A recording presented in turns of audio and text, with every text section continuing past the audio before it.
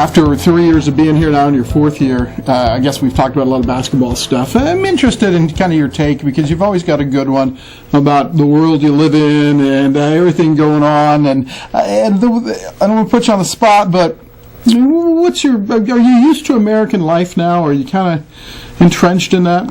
I'm getting there. Yeah. It is much easier now, to be honest, but I don't feel like I got used to it completely. Like I feel like at home just yet, but I'm definitely much closer than I was before. You're going to graduate this spring, right? That's the plan. Yeah, and then stay in the States or go I'll home? try to, yes. I want to find a job around here and just try to establish myself here. Yeah. The worst case scenario, I'll just go home.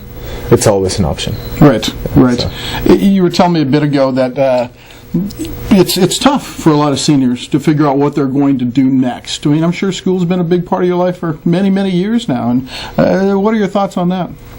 Well, some seniors know exactly what they want, so I'm jealous for them. But for people as myself, it's a little bit more complicated from the point that I have ideas what I would like to do, but I don't have any real life experience in the area, so I'm not sure is this what I want to do or not. So I'll just try to go and fish for some experience in all the areas I could potentially be interested in, and just move on from there. Your degree is going to be in economics, correct? Yes, sir. What kind of careers would you consider? Well, banking system will be one of them, and one of the biggest part I'll be interested in is finance.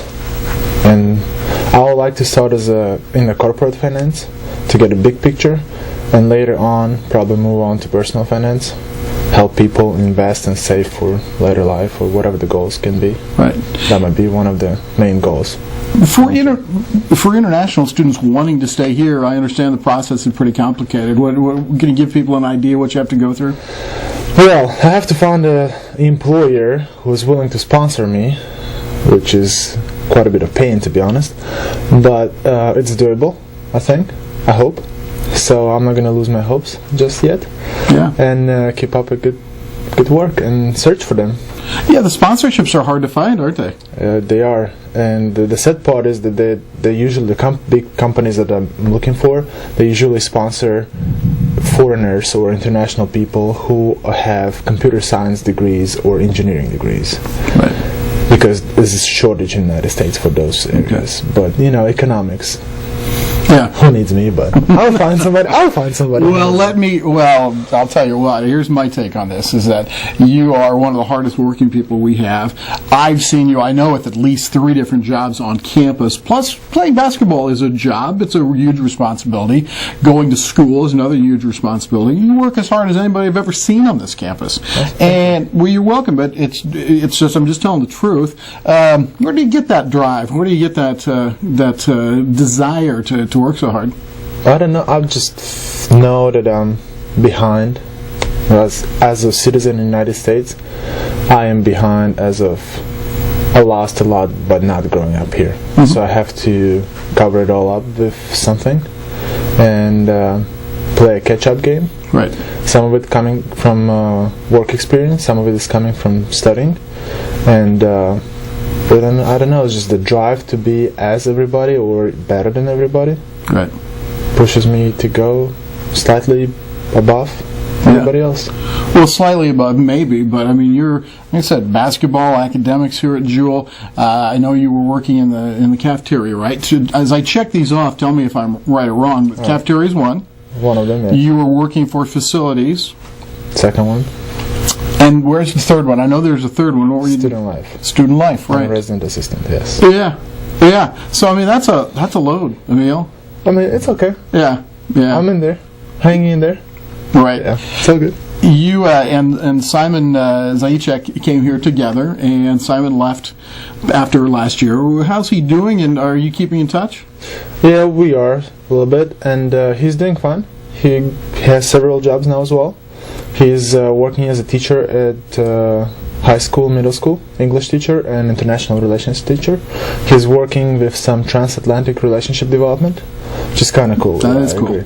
And he's helping with some marketing stuff for the academy we came from. So he's keeping me busy as well. What's in Czechoslovakia, what's the top government position? Because I think you'll be the premier or whatever someday. President, maybe? President, yeah. I think you'll be the president. I mean, I can see that happening, so we shall see. Wish him good luck. No kidding. Yeah. Let's talk a little bit about basketball, because the style that the Cardinals are playing this year is kind of a run-and-gun style, and I think you fit really well into maybe the slower style last year. So just stating the obvious, less minutes this year. How are you dealing with that? Well, it's been a little bit more complicated at the beginning of the season, but as of right now, to be honest, we're winning. So it doesn't matter if I play a lot or not. Right. All what matters is that the contribution I put in practice for the team to develop, and I hope that I do some of it. And other than that, it's fun. We're winning. Once again, we're winning. So. Right. Well, I know defensively you've done such a great job defending the rim again. I think you're 9th now in career blocks at Jewel, and is that something you take a lot of pride in? Oh, now I do. Yeah, I do know about it. Oh, you didn't know that? No, I didn't know about it. Yeah. But, now I do, definitely. Yes, I did know. Well, the other night, I guess it was our last game against Ottawa, you went up to block a shot, and the shooter right underneath the rim kind of just went right up into you, and you were able to stay on top of the ball. I'm trying to still figure out if that's a block shot or if that's a steal or what it is, but the point is that you shut people off around the rim. Remember the play? Yeah, I remember the play. Yeah. That's actually pretty funny. Yeah.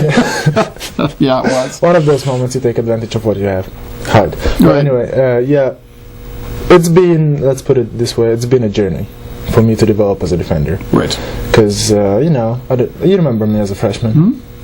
Try to block anything, try to make a stop on defense or whatever, it's always going to be a foul.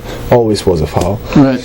It's not as much of a foul now because I kind of figured out the system, but, Yeah, I'm getting there. I'm glad you brought that up, because you have been known through your career, you commit a foul and you'll go over and ask the referee about what it was, or that's what I assume you're talking about, and it's usually followed up with your thumbs up, like, I got it, I understand it, and so that's been kind of one of the things I'll always remember you for. Yes, thank you. It's been a thing, yes, I do that, but most of the time I do not agree with the referees. But once again, I don't want to make it as a discussion in the game, so whatever, he made a call, he told me what was the call about, I'll try to adjust it next time and move on.